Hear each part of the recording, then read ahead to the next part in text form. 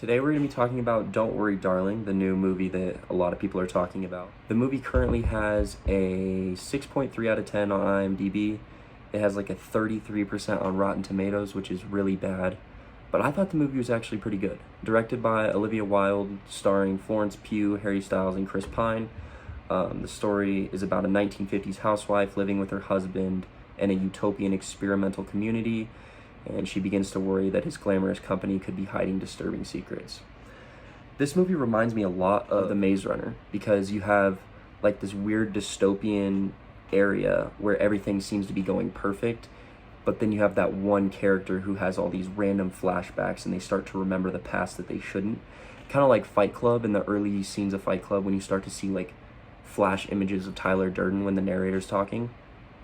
You get that early on in Don't Worry Darling where Florence Pugh's character Alice, which is a very fitting name, such like Alice in Wonderland, where she goes down this rabbit hole, she starts to realize that things are kind of off.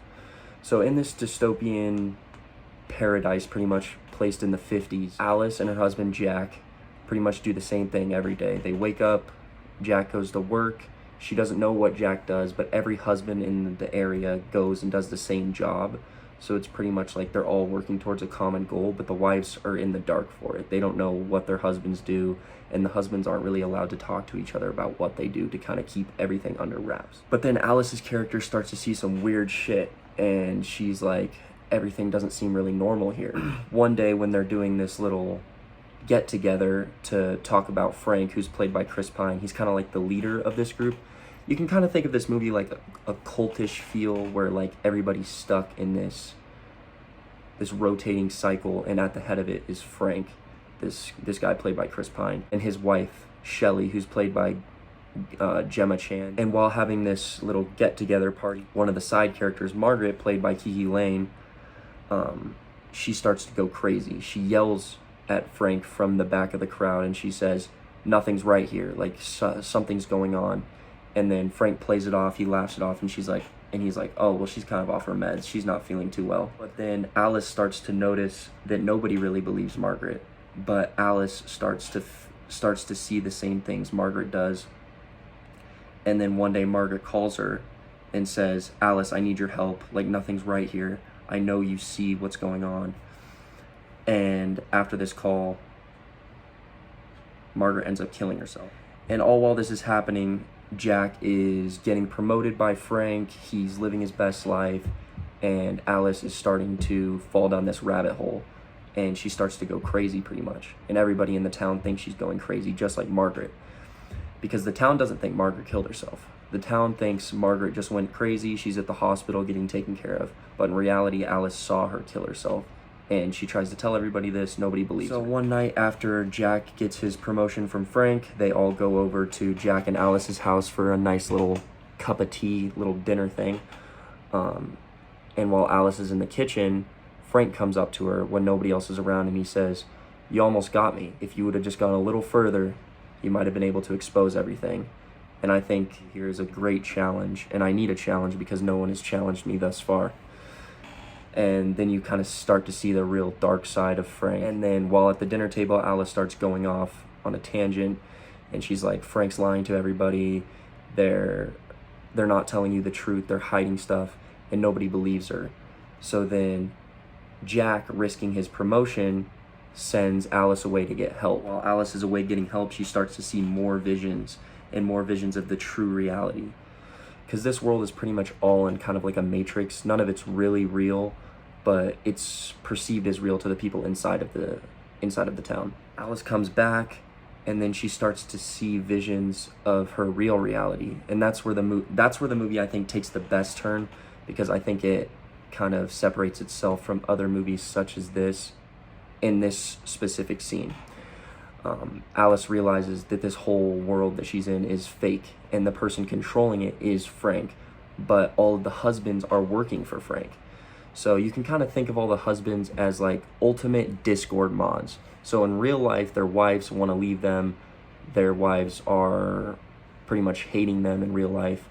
And all of these husbands kind of went off the rails, and they're like, we need a solution. So Frank in the real world creates this program where you can pretty much put somebody in a simulation, kind of like the metaverse, and they live throughout this simulation and they don't really know the difference. Then Alice starts to pick up on this and she starts to see visions of her actual reality, and she confronts Jack and ends up killing him right there. And she goes off and tries to escape this reality after Bunny, one of her friends, who's played by Olivia Wilde, she acts pretty well in this movie.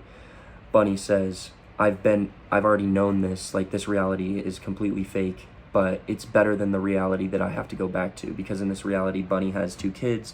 In actual reality, her kids are dead. So she wants to stay in this reality, but all of the other wives are trapped in there and they don't know it because their husbands are controlling them pretty much.